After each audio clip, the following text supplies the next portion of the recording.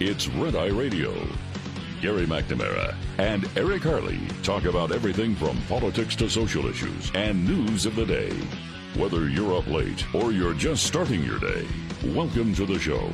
From the Uniden America Studios, this is Red Eye Radio.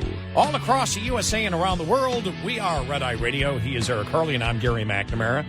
Good morning. Thank you for being here. All right, so we were just talking during the top of the hour about, the Republican debates just around the corner. And then I just saw the headline here. Yeah. Ramaswamy says he will vote for, or he will endorse the eventual Republican candidate. Has anybody else said that? I thought that was like a requirement. If he's the only one that said that, Christie hasn't said that. Trump hasn't said that. Well, he may not be. Trump doesn't have to say it. He may not be there. I don't think know that anybody else has maybe officially maybe Tim Scott did that. Yeah, maybe.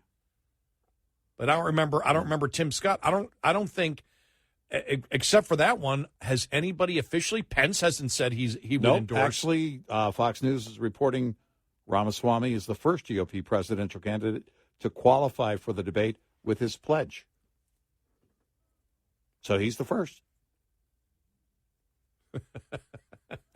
So, in the speech given last night by Ramaswamy, Ramaswamy is the only one. He's the only one in the debate. What if he's the only one and they get to the night of the debate? What are you going to do? What do you do? It's not a debate. It's Ramaswamy giving a speech. Well, what you need to do, because Fox is running it, is see if you can hire Chris Wallace back, and he'll just play the Democrat. And Don Lemon. That's right. Now, Don Lemon's not doing anything. The last time Don Lemon had a back and forth with Ramaswamy, he ended up losing his job. All right. But then again, when you have nothing to lose, right? Why not do it? Right.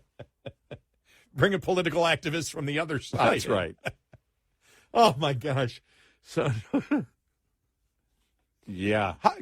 Chris Christie cannot say, wait a minute, you want an absurd statement? Here's an absurd statement. This is when you think of something in your mind and you realize, if I say this, people are going to say, that's absurd. Chris Christie can't say that, otherwise he'll lose his base. No, I think his wife would still vote for him. I mean, I can't say that 100%, but pretty sure. Yeah. And after what did the guy yell? Because they were talking about Trump was talking about how big he is, and someone called him a fat slob or something. Yeah, is that it? Yeah. It's like there's no way Trump is going to say he'll endorse. What if you come out and you say, well, yes, I'll endorse the majority of the candidates?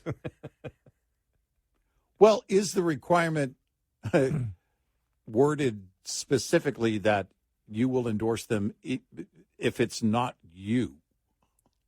Because I can see both Trump and Chris Christie saying, well, yeah, I'll endorse the candidate or the nominee because it's going to be me. It's going to be me. Yeah. I'm going to endorse me. Okay, that's the loophole, because it's like, will you endorse the eventual nominee? Yeah, that'll be yes. And you simply say yes because it's going to be me. Yes, because it's going to be me. Then you can.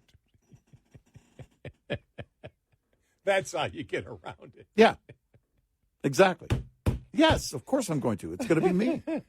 Why would I not endorse me? You just don't say it. You don't say it until after. Right. Well, no, I said I was going to endorse the candidate because it's going to be me. And then it didn't end up being me, so no, I'm not going to endorse the candidate. Mm-hmm. Well, you lied by omission. No, I honestly thought it was going to be me. No, I believed fully it was going to be me. Oh, my gosh. Yeah. So what do you think? Will Trump get in on the debate? Yeah. Here's he might with that now, with that little caveat that we floated. Now, here's an interesting thing, though, because you and I were talking about this off the air before we began the show about how the judge, might rule on what Trump can say and what Trump cannot say. Oh, yeah. Okay, yeah. And so if they say you can't talk about the case at all, well, what if it's brought up in the debate? Any question Trump can't answer. He simply says, I don't want to take a chance of violating the judge's order. Yeah. Because I can't respond to Mike Pence without bringing up because if the judge goes with a broad order and says you can't talk about the case, that would be, I believe, highly unusual, but the case itself is highly unusual. If the judge says you can't talk about anything that is top secret, classified, or sensitive, my question would be, all right, let's expand on sensitive. What is not sensitive about the entire case, right? I mean, in terms of... It's about classified documents. Yeah. So everything is sensitive. Right. So what is it? And specifically, what do you mean can't talk about it? Can't mention the case? Can't mention that there were or were not classified documents?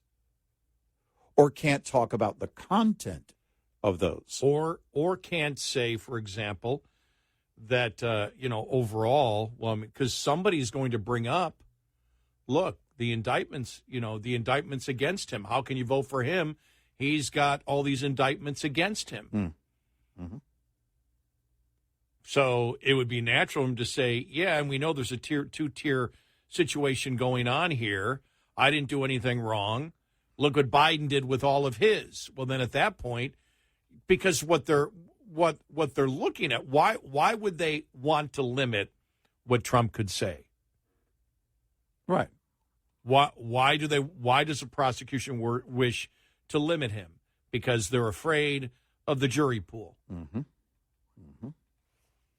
So and this is where you get into the point of, this is why anytime you go after a candidate, somebody who's been president of the United States and is running again, as Dershowitz said, you better have such a slam dunk, serious crime with criminal intent written all across it before you ever bring it up, and you don't have it. Now, it's what the Republicans hope they have, or maybe believe they have, with Biden.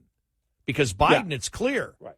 Biden, where they're headed to, is influence peddling that rises to bribery.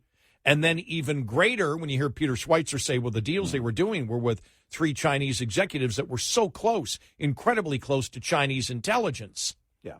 At that point, there's a national security risk at that point. So you've got what the Republicans hope or believe they have, and I don't know which one it is, because I'm not behind the scenes, but that at that point you'd be saying bribery and then possible espionage. Yeah. Right? Because if you're dealing with, if you're helping out Chinese intelligence, I mean, that's what they hope they would have based on where the dots are being connected right now. So they either hope or believe that they have one or the other or both. Yeah. Bribery, right. Espionage. Yeah. Evasion of tax. But the evasion of taxes doesn't even rise to that. The bribery would, because the bribery is with foreign entities that are our enemies. So even the tax evasion wouldn't rise to that level. Right. Right? Right. Yeah. And possibly even, the money laundering might not either at that point, because It's not. The bribery is about national security. Mm-hmm. Mm-hmm. The bribery and the espionage would be where the others would not be, and I think that's what Dershowitz is saying, because otherwise you're interfering in a presidential election. Yeah, right. And that's what the lifelong liberal, far left liberal, has said. Why you don't go after Trump? Why it's wrong to go after Trump? Right. And then, of course, there's a two-tier system of justice where it's like, okay, what about Biden? What about Hillary? What about this? Why is it Trump? Well, because Trump, it's okay. Yeah. Yeah, that's, this is where it starts to get down to it. And I'm really curious to see what the judge is going to do on this case with Trump. Because it is fair to say that this is also being tried in the court of public opinion. He's a candidate for president of the United States. It is also it is fair for the judge to say you can't talk about the content, specific content of any of these documents.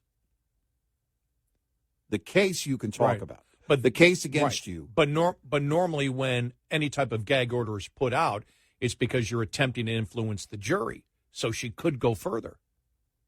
No, that's the concern. But when you go further in this particular case, which is why we said, the Dershowitz standard there is that it's not the same, because at that point you're interfering on a presidential election from a special counsel appointed by the attorney general, who was appointed by your opposition candidate, the candidate who's running against the other leading candidate who's running against you. It's not an independent counsel, for example, which is why Dershowitz talked about bringing back the independent counsel that would be appointed by 3 judges, because everything in this, when you look at it, and then you see the latest ones on January 6th and how bogus that is, because those charges are as bogus as you can possibly get, and they're attacking free speech.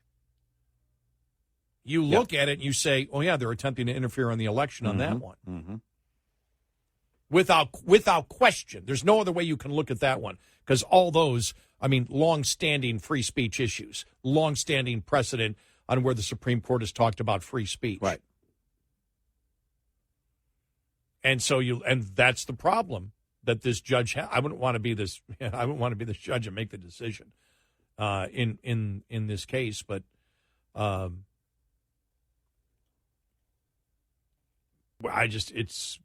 it's what a mess. What a mess. Yeah, what a mess. It really is, because you expect a judge to say you can't talk about the sensitive details of the documents. But the entire case itself is sensitive, because we're talking about the possession of sensitive documents. But it's his lawyers, and I would, if the judge says you can't talk about the case at all, that's going to be a challenge right away. Well, because can he talk about the other case? Exactly. Look, the cases are bringing against me. For example, look at this for January 6th. Jack Smith is all bogus. Everything he's brought up against me is bogus. Now, Trump would be saying that because he, 1, believes it, 2, believes it and understands it will affect the jury pool. Yeah. Or believes part of it is true and knows it will affect the jury pool. Right. Because everything that the prosecution's doing too, the charges and the speech that Jack Smith made, where he sounded more like a political partisan, was to what? Affect the jury pool. Yeah. Yep. And this is what you get. The filthy rot that exists in and that's it. Justice system today. And where's your recourse? What do you have? If you're his lawyers, what do you have? Well, you have the fact of, is a judge going to put him in jail? Right. Because that's my next question. What qualifies as a violation? If it's said that you can't talk about the case at all, you can't mention the case, That's overreach. And it sounds like to me a judge setting him up so that he will go to jail for violating the order, not necessarily for the case itself. Because he's running for president right now, and you talk about all the issues, and this is the blue whale pod in the living room of an issue. Exactly. But you set it up on this technicality, go ahead, violate the court order, and I'll put you in jail. That is a very strong possibility. This question popped into my mind. If he goes to jail, does Secret Service go with him? I would think so. Yeah, go ahead. Put him in jail. The judge you want to see his donations skyrocket? Judge would say, okay, Eglin Air Force, I don't even know if they have the minimum security prison in Eglin anymore. Yeah. The Eglin Air Force Base prison where they've got the golf course right there. It's right. I played that golf course right there. Right.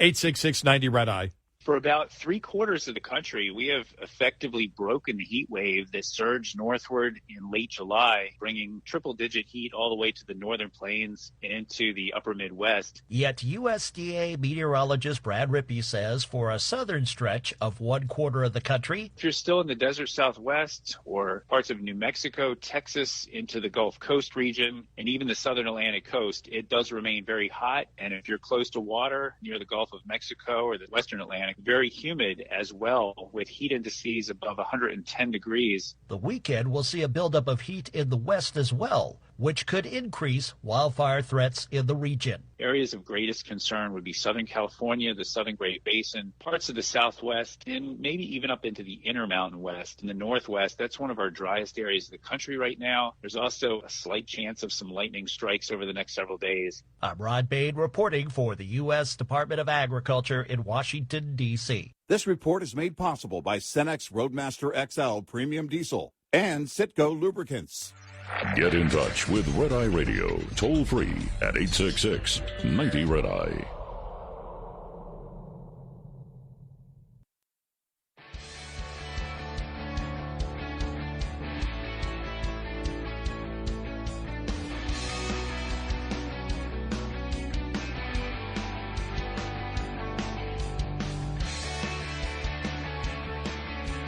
Red Eye Radio, he's Eric Carly, and I'm Gary McNamara. Just popped up here in Associated Press article.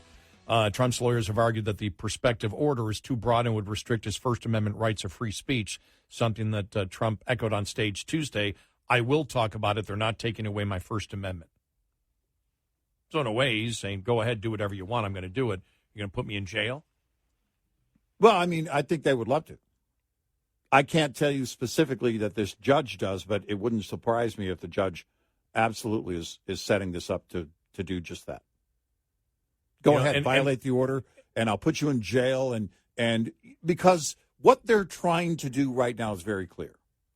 Throw as many cases, the New York Times having their story yesterday about the Georgia case going to a grand jury, and that on election interference, and that so that means that if it goes to a grand jury, it could be within a month or so. There could be another indictment coming down out of Georgia. They're throwing as much as they can. And it doesn't matter the nature of the cases, or even if they're solid cases. You just keep it in the news. Look at how many indictments. They're just adding up the indictments, piling it on. That's what they want. And it wouldn't shock me if the judge is setting it up, knowing full well he's not going to abide by the order, so you can put him in jail.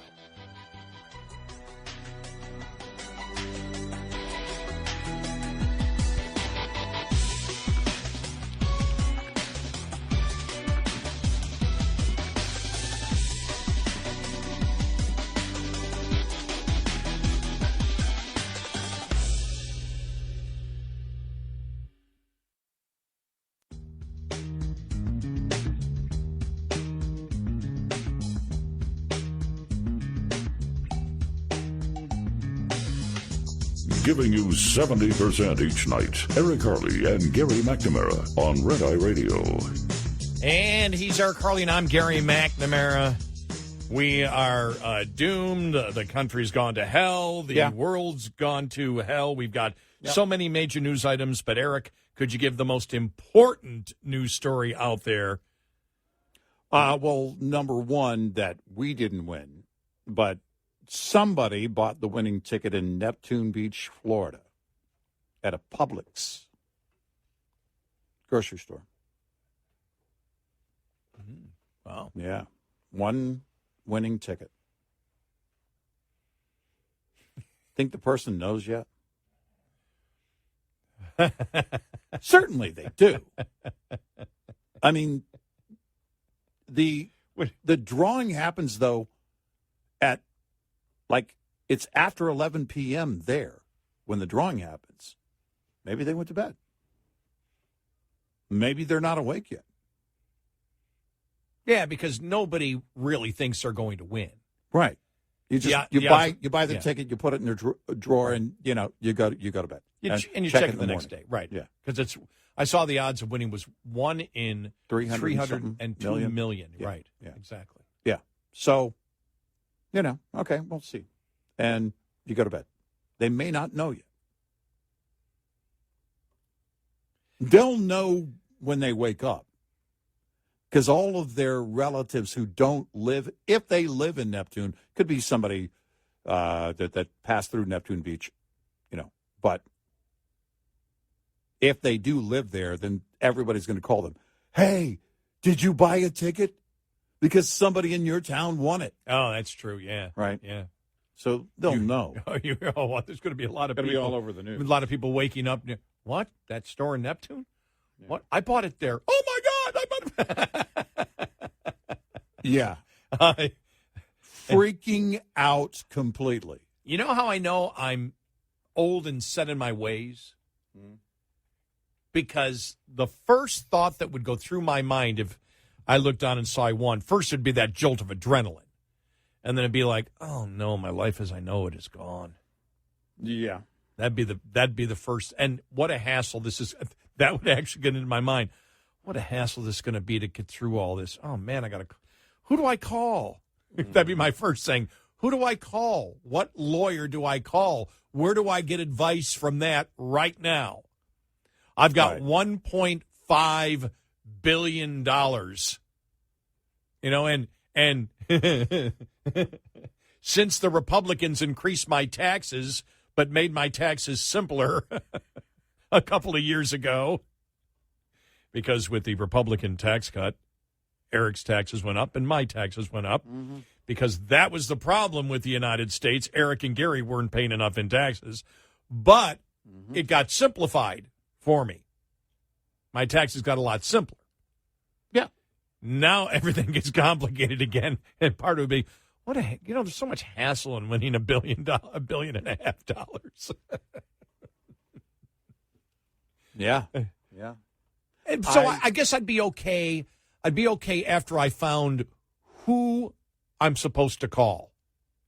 And where do you get that advice from day one?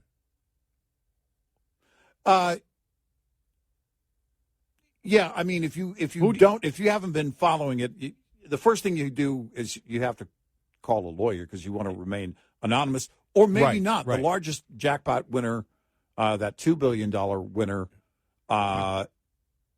from California, didn't remain anonymous, and he's just hired security to be with him 24/7. But they advise that you form an LLC or something so that you don't have to appear, and you can remain anonymous. Right. But then a financial advisor as to. So I'd call one of Biden's people then. Yeah. To set up an LLC. Yeah. Okay. Yeah, and they'll set up. Usually it's 20 or 30. Oh, okay. Yeah. So nobody knows where the $1.5 billion exactly. went. Exactly. I have a feeling we're combining two topics here. Because that would be it for me. Now I'm trying to think: do I set up the LLC and do it anonymously, or do I just say, "Hey, I've won $2 billion. Where are the babes?" because they love me for me. I love those. Yeah, those and they clearly they do. They'll be at your doorstep. You don't even have to ask where, because everyone will be on your front porch. I love the meme, and it's out. The real fat guy. He just won the lottery. Yeah, and there's like beautiful women in bikinis hanging all over him. Right. And all of a sudden, he's popular with the ladies. Right. Well, but then the question would be, let's say you kept it secret. The question would be then, all right, who do you tell in your inner circle? If you have kids, you really don't want to tell them because they could tell someone else, and then it all gets out. You're going to spend the money. It's going to be hard to keep it a secret. You're going to spend some of the money. So if you live in Neptune Beach and then all of a sudden you move into a mansion, and that's the other thing, too. It's almost like, all the monster movies. Hey, whoa. We did the heist. Don't go spend the money. What are you doing? You bought her a fur coat? Take it back. You bought a Cadillac? You bought a Cadillac? Get out of here. What are you doing? From Goodfellas. Yeah, and so you don't show off the money. But the first thing you want to do is start spending the money. And so, all of that has to be measured. Otherwise, it's going to be found out. And it's more than a full-time job from this day forward. That would be, again, I don't know, as I said earlier, if, it's not going to happen, but you'd like to say, what would I do with that? And as I said earlier in the show, I don't want a mansion. I don't, it's like, I'm happy with my vehicles. Maybe I get a new vehicle, but I could do that now.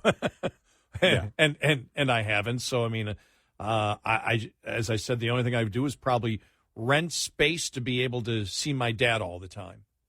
And, on a private jet, not buy a private jet, but just lease, lease it. And so I could see Dad, but that is almost all the things that I do in my life that might be perceived as luxury. Like I said, when I got my 5G phone a month ago, I went, I believe I have everything I've ever wanted in my life, and I will want for nothing more. Well, but that, again, I like it because it increases my productivity and efficiency, which is, again, I can't imagine living in a mansion, because walking into a house and having a ceiling 30 feet above me is not a home. It's just not what I'm into. So I don't, and anything you do is going to be hassle. And then I think about the fact of, just what you're going to have to do to manage $1.5 billion. And then what would I do with the money? Yeah, because after taxes, it's going to be, if you take the lump sum, it's going to be roughly $500 million. After taxes, if you take the lump sum. It's right. Oh, it's right, because you don't get, $500 million. It's not annuitized. If you take the 30-year payout, the idea is they take the lump sum of cash, and from the day you claim it, if you take the 30-year payout, it's annuitized, and it's based on the current interest rates, so it would be roughly 1 point. And by the way, with interest rates going up, that affects all of these jackpots, the advertised jackpots, because they would be higher based on those rates. Oh, okay. Yeah, so, but $500 million, you're immediately wealthier than, I don't know, name any of the people that have been around doing what they're doing for ages, very famous people. That Mitt Romney was worth $400 million when he ran in 2012. I don't know what his net worth is now, but those are some of your examples. Yeah, I would never, with interest rates today, I'd never spend the interest. No, you couldn't. I mean, even in a money market account, which is paying roughly, I think Apple's new one is just over 4%. There's $20 million a year, never touching the principal. Yeah. I was thinking of a Treasury bill, 5%. Sure. And it's like that would be my thing. What would I do with the money? Right. I mean, You you, know, put I- it in the sure. If you put it in the sure things, you got to spending $20 million a year. Thing is, I'd want to be productive with that money somehow. Now, investing it, you're being productive if you invest it anywhere you invest it, even in a bank. That Sure. money is then productive of that point. Right. But there's like, what would I do with it? Because I just don't. I'm doing exactly what I want to do in my life. And I would not, like, well, you could buy a house in Hawaii and live in Hawaii. I don't want to do that. What's attractive to me is what you mentioned, and that's if I wanted to go on vacation, I can get there faster. Yeah. I could probably pay to again, you're buying time, right? You're buying an expedited trip to right whatever destination. Yeah, you could jump on a private plane and go somewhere for, a weekend, but I don't, I would, if I were going on a fishing trip, I would hire someone to, first of all, be a guide, someone who would own a boat. I wouldn't buy a yacht. They had the boat. They're going to take me out. They're going to have the equipment. Right. All of these things that I don't care to deal with. You're paying for the time so that you can spend the time doing what you want to do, basically.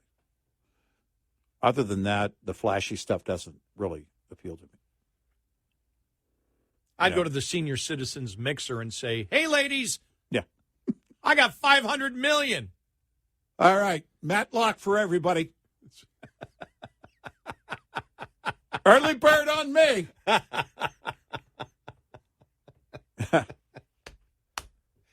Yeah, it's so I'm serious when I say part of it would be part of the feelings I would have. Of course, it'd be you're thinking, "Wow, I'm rich." You think of I'm not rich. I'm mega rich. Well, I'm mega rich. Yeah, and I think one of the probably the upside for a lot of people, it would be for me, is that when you see somebody in need, yes, yeah, that's truly in need, yeah, you could help them.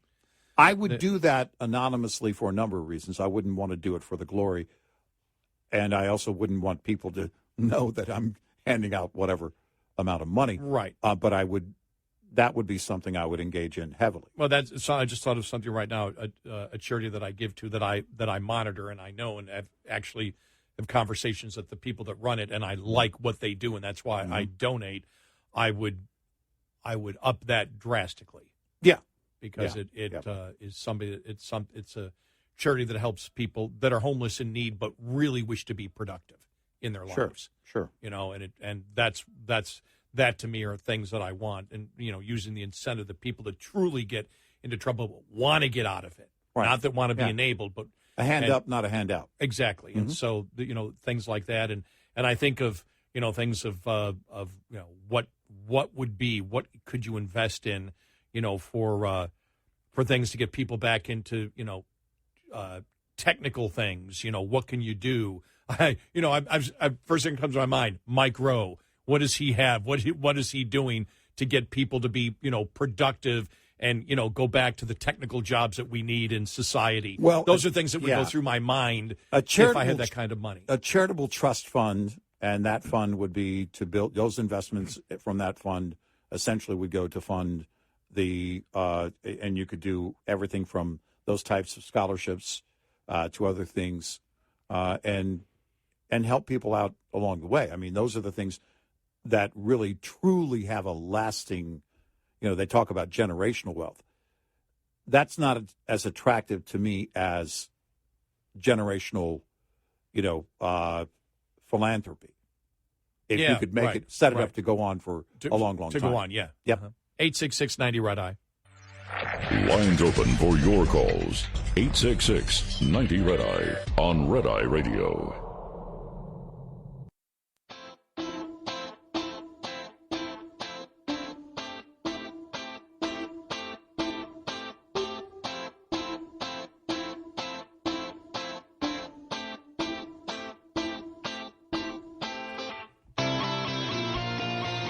It's Red Eye Radio. He is Eric Harley, and I'm Gary McNamara. I know what I do with the $1.5 billion.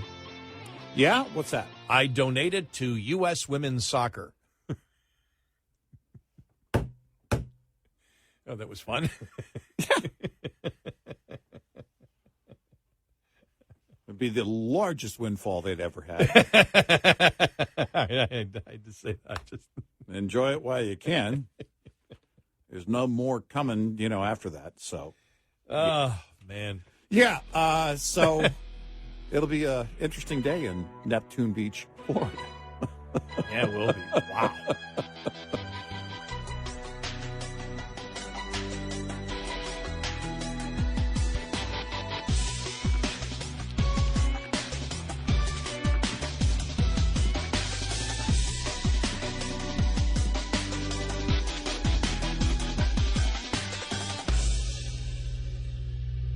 This is Red Eye Radio on Westwood One.